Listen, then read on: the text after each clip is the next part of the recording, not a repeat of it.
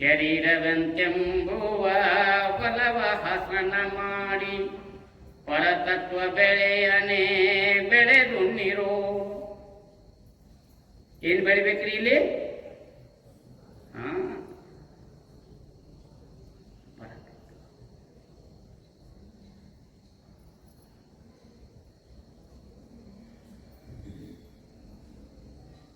ಆ ಬೆಳಿ ಬೆಳೆದ್ರಿ ಅಂತಂದ್ರೆ ವಿಶ್ವಾಸ.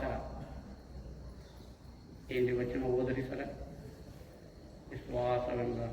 ವಿಶ್ವಾಸವೆಂಬ ಬಿತ್ತು ಬಲಿದು, ವಿಶ್ವಾಸವೆಂಬ ಭಕ್ತಿ ಬಲಿದು ಶುಚಿಯಾಗಿರಬೇಕು.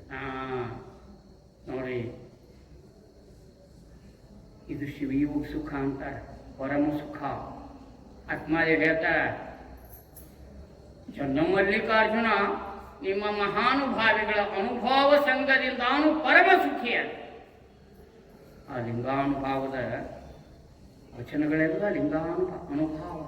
ಅನುಭವ ಅಂದ್ರೆ ಕಾಕುಟೋಕ ಲೌಕಿಕ ವಿದ್ಯೆ ಅಲ್ಲ.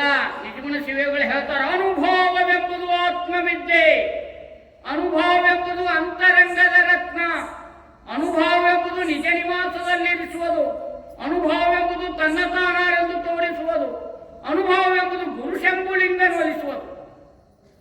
ಇದು ಅನುಭವ ಜ್ಞಾನ, ಅದು ಆತ್ಮಜ್ಞಾನ.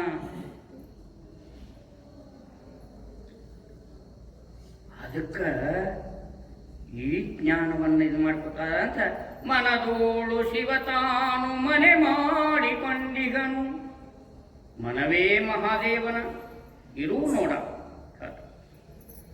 ಅದಕ್ಕೆ ಮನ ಉನ್ಮನ ಚಿನ್ಮನ ಮಹಾಮನ ಘನಮನ ಆಗ್ಬೇಕು. ಮನಸ್ಸ ಮಹಾದೇವನ ಸ್ವರೂಪ ಪಡಿತಾರೆ ಲಿಂಗ ಪೂಜಾದಿ. ಅದಕ್ಕೆ ನೋಡಿ ಮಲ್ಲಮ್ಗೆ ಎಷ್ಟು ತ್ರಾಸಿತ್ತು. ಲಿಂಗ ಪೂಜೆ ಮಾಡ್ಕೋತ ದೇವರಾಗಿ ಸಜ್ಜಲ್ಗುಡ್ಡ ಶರಣಮ್ಮ ಲಿಂಗ ಪೂಜೆ ಮಾಡ್ಕೋತ ದೇವರಾಗಿ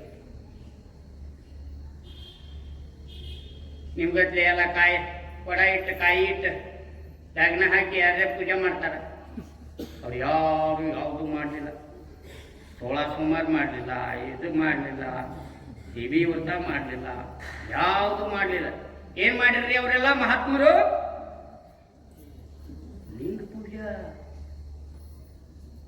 ಎಲ್ಲರೂ ಲಿಂಗವ ಪೂಜಿಸಿ ಲಿಂಗವೇ ಆದರು. ಅದಕ್ಕ ಶರಣರ ಸಂಸಾರ ಎಂತಾದ್ರಿ? ಸತ್ಯ ಶುದ್ಧ ಕಾಯಕ, ನಿತ್ಯ ಲಿಂಗಾರ್ಚನೆ ಹೇಳ್ತಾರೆ ಬಸವಣ್ಣ. ಲಿಂಗ ಗಾಂಧಾರಿ ಮಾಂಧಾರಿ ಅಂಬಾ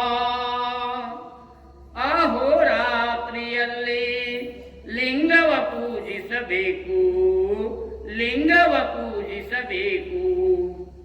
ಮುಂದೆ ಕ್ಲೀವ್ ಕೊಡ್ತಾರ, ಲಕ್ಷಣ ಹೇಳ್ತಾರ.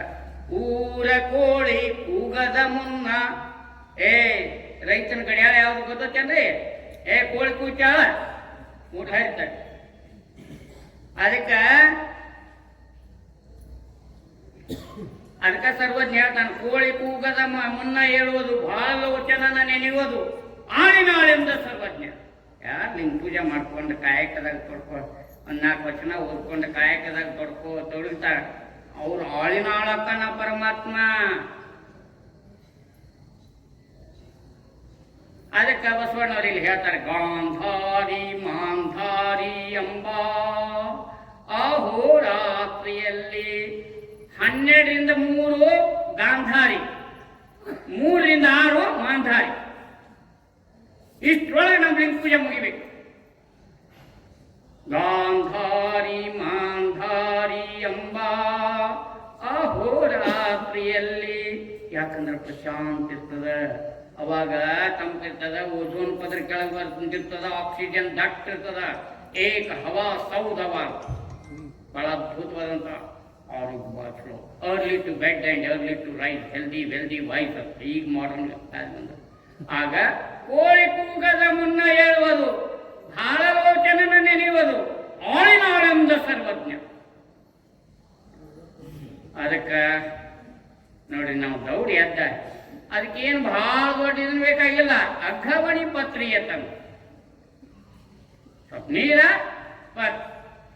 ಭಸ್ಮ ಧರಿಸಿ ನೋಡಿ. ಇದರ ಮುಖ್ಯ ಏನು ಅಂದ್ರೆ ಸ್ನಾನ ಮಾಡುದು, ಭಸ್ಮ ಧರಿಸ್ಕೊಳ್ಳೋದು, ಲಿಂಗ ನಿರೀಕ್ಷಣೆ ಮಾಡುದು. ನಾನು ಬೇರೆ ಅಲ್ಲ, ಲಿಂಗ ಬೇರೆ ಅಲ್ಲ, ಮಂತ್ರ ಬೇರೆ ಅಲ್ಲ, ಪರಮಾತ್ಮ ಬೇರೆ ಅಲ್ಲ, ಅಟ್ವನ್ಮೆಂಟ್ ಅಂತ. ಕರಡಿ ನೋಡ್ಕೋತ ನೋಡ್ಕೋತ ನೋಡ್ಕೋತ ಕರಡಿ ನೋಡೋಕ್ಕಿಂತ ಮೊದಲು ಕರಡಿ ಅನ್ನೋ ಭಾವ ಇರ್ತದೆ. ಕರಡಿ ನೋಡ್ಕೋತ ನೋಡ್ಕೋತ ಕರಡಿ ಅಲ್ಲೇ ಉಳಿತತಿ, ನಾನು ಒಳಗ ಅದಕ್ಕೆ ಅದು ಭೌತಿಕ ದರ್ಪಣ, ಫಿಸಿಕಲ್ ಮಿರರ್. ಇದು ಮೆಟಾಫಿಸಿಕಲ್ ಮಿರರ್, ತತ್ವ ದರ್ಪಣ. ಪ್ರಾಣಲಿಂಗದ ಪ್ರಸನ್ನ ಮುಖವ ಪರಿಣಾಮಿಸಲು ಸುಖ ಪರತೇಜವೆಂಬ ದರ್ಪಣವ ಹಿಡಿದಿರ್ಪನು ನೋಡ ಶರಣನು. ಕುರುಹು ಹಿಡಿದು ಕುರುಹು ಗೆಡವೆ ಅರುವನರಿಯಲೆಂದು ಕುರುಹು ಕೊಟ್ಟರೆ ಕುರುವನೇ ಪೂಜಿಸುವ ಹೆಡ್ಡರ ನೋಡ. ಅದಕ್ಕೆ ಪಶ್ಚಿಮ ದ್ವಾರವ ತೆರೆದು ಅಂತಾರೆ. ಅಂದ್ರೆ ಜ್ಞಾನ ನೇತ್ರದಿಂದ ನೋಡಬೇಕು. ಲಿಂಗಾನುಭಾವದಿಂದ ನಿಮ್ಮ ಕಂಡು ಎನ್ನ ಮರೆತೆ Kudala Sangama Deva. Detachment of the body. ಕಲಿಯ ಪೂಜಿಸಿದಿ ನಾವು ಕಲಿಯಲಿ ಬೇಡ. ಪ್ರಭುದೇವರ ವಚನ ಇದು. ಜಡ ಪೂಜೆ ಮಾಡಿ ಆಯುಷ್ ಕಲಿಬೇಡ್ರಿ. ಜಡ ಅಲ್ಲ ಇದು.